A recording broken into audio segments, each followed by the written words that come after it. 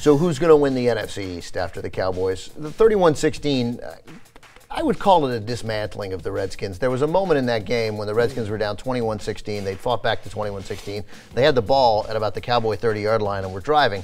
I made a big bet on the Redskins last night just to win outright. And, I had no confidence because of the way the game had gone to that point. And I thought, is it possible they're going to steal this win that they so don't deserve? But no. Then the Cowboys just completely dominated the last 16 or 17 minutes of that game. Ben, I will answer your question with a parable. Oh, okay, good. When I was in 4th grade, I remember we had this teacher who asked us what we thought to be an outrageous trick question at the time. Who won the French and Indian War? Mm-hmm. Only Paul Calamia got it right. It was the British. Everyone else answered either French or Indian. Right. Who won the game between the Redskins and the Cowboys?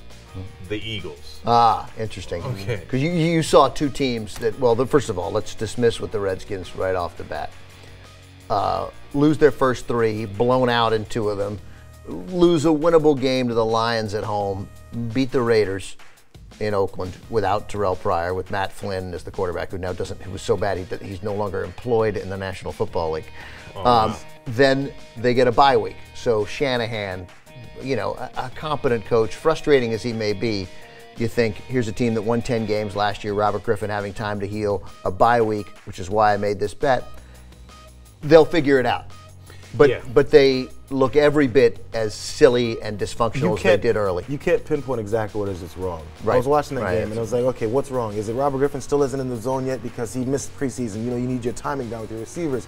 Maybe there's a new young receiver in it that he hasn't gotten used to yet. It's like I'm looking for something. Like, I'm good at analyzing why teams suck because I'm a Rams fan.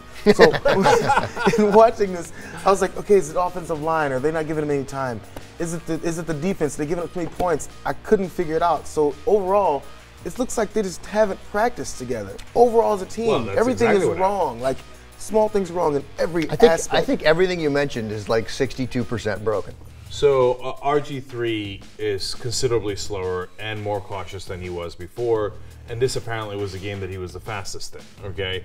And so that's a huge, huge difference. Like, I feel like the receivers are dropping balls because they're like, we're not going to win this game. Who are we kidding? We're not going to win this season. I don't think they're dropping balls. I don't think that they weren't open last night. There were a lot of mainly, but the Hankerson drop one at the end that was really annoying and horrible.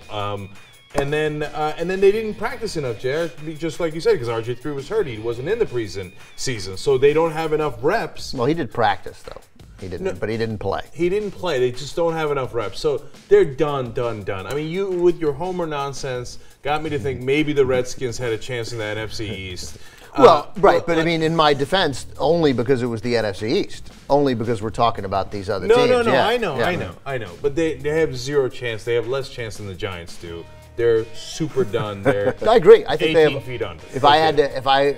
If you offered me a straight up bet now, Redskins versus Giants, I wouldn't take it. Yeah. All right. Well, I was trying to goad you into one, and you just didn't take it. We're talking into where they end in the NFC East. Yeah, whatever. About one-on-one. I'm talking that the Giants are going to go 5-11, and the Redskins are going to go 4-12. Right. That's where Giants we're at. have a better record at the end of the year than the Redskins. So now Cowboys, well, they're at the top of the division. They're 3-3. They dismantled the Redskins, but it was a lot of smoke and mirrors. I mean, a lot of special teams. I mean, that guy's great. Okay, fine, whatever. I mean, but it was 21-16 with a pretty bad Redskins team. It was 21-16 at a point where the Redskins really had played horribly, and the Cowboys had one touchdown from Harris on the punt return, and their other touchdown set up by Harris's kick return. That's right. And a great play by Tony Romo following that, but took it to the 15-yard line. Their only other touchdown was on the first drive of the game, which I always dismiss because it's the drive that the coaches spend 12 days preparing, And it's the Cowboys the Cowboys are who we thought they are. They continue to make critical errors, whether it's in coaching, like the coach getting called for the unsportsmanlike for the 15 yards. That was huge. Right, Rod Marinelli. Penalties at the wrong times, etc. Meanwhile, the Eagles, great performance by Nick Foles, etc. Chip Kelly is I think he only gets better throughout the year in terms of the team getting used to his system, them revving up, etc. It's the Eagles. It's over. The Eagles, the outshot of the Cowboys-Redskins game is that the Eagles win the NFC East. That's right. I think that's a fair point.